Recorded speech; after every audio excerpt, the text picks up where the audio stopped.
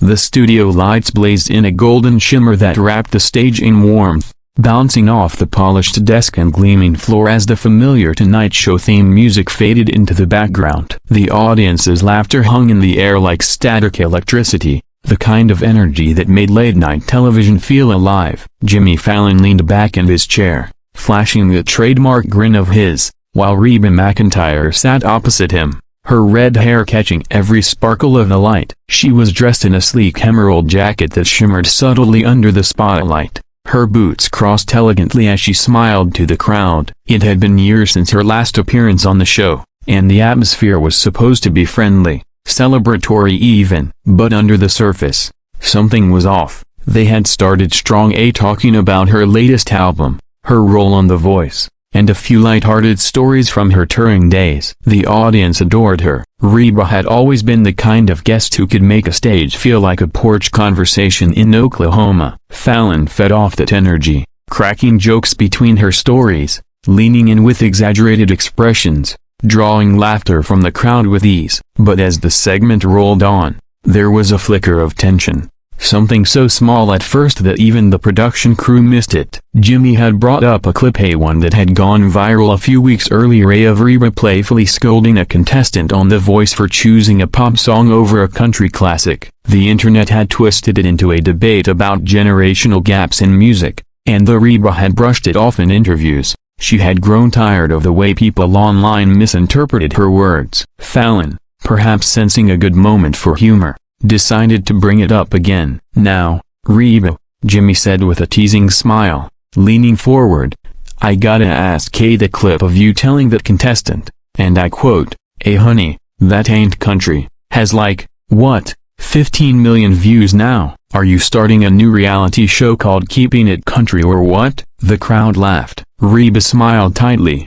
adjusting her posture, but her eyes flickered with something sharper. "Well, Jimmy," she said slowly, her voice carrying that warm drawl but edged with firmness, "you know how the internet likes to make a mountain out of a molehill? I was just having a little fun with that young man." We were all laughing afterward. Jimmy chuckled, clapping his hands together. Of course, but, come on, admit it, Reba, you might have scared him straight back into Nashville." The laughter rose again, and Fallon rode the wave of it. Reba didn't laugh this time. She tilted her head, her smile faltering just enough to show the crack beneath the charm. "Scared him? No, Jimmy. I don't scare people, I teach them." There was a short silence, not long enough for the audience to catch it, but enough for the camera operators to glance at each other. Fallon, sensing the dip in energy, tried to pivot. "Oh, I know.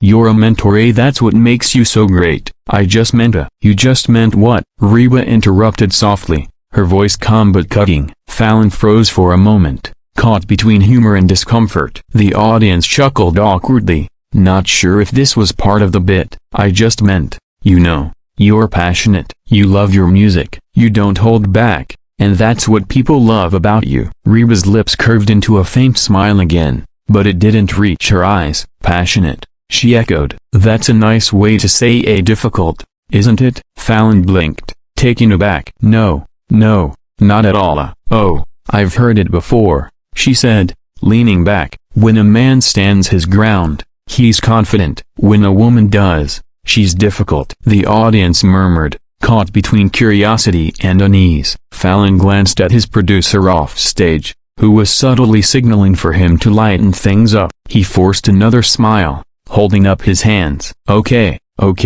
we're getting deep tonight. Let's reel it back in before I get myself in trouble." Reba didn't laugh. "You're already there, honey." The audience gasped, half in amusement, half in disbelief. Fallon let out an awkward laugh, trying to diffuse it. "Oh come on, Reba, I'm just joking around. You can't storm off on me like that." Something in the way he said it, that mix of teasing and dismissal, made the air shift entirely. Reba's smile vanished. She looked at him for a long moment, her expression unreadable. The crowd, sensing something real happening, fell silent. "You think that's funny?"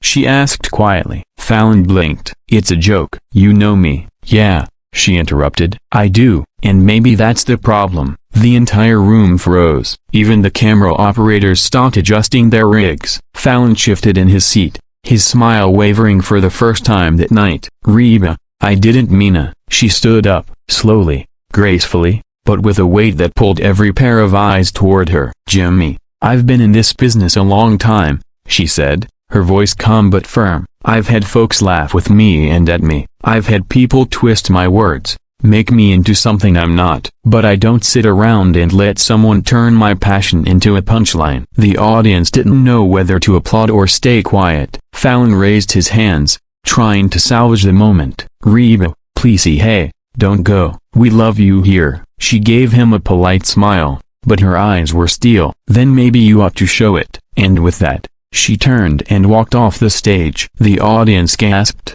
the sound echoing against the set like a drumbeat. Fallon sat frozen for a moment before standing awkwardly, trying to play it off. "Well, folks, that's a broken bar, Reba McEntire, everybody," he said, forcing a laugh that didn't land. The band, uncertain, played a few notes of awkward exit music. Behind the curtains, Reba's heels clicked sharply against the tile. The producers rushed after her, murmuring apologies, but she waved them off. "It's fine," she said curtly, grabbing her coat. He wanted a moment for the internet. Well, he got one. Back on stage, Fallon tried to recover. The show cut to a commercial break sooner than planned. As soon as the cameras went off, he exhaled and rubbed his forehead. His producer approached, whispering something about damage control, but Jimmy just shook his head. "She'll cool off," he muttered. "It's Reba. She's tough." But Reba didn't cool off. By the time the segment aired the next day,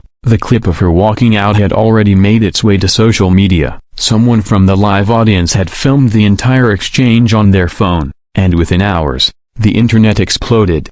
Hashtags like #Reba storms off and #Fallon vs Reba were trending. Fans took sides, some applauding her for standing up for herself, others insisting Fallon had done nothing wrong. That first scene, that single tense exchange, became the spark for a wildfire of debates about respect, gender, and the fine line between comedy and condescension in late-night television.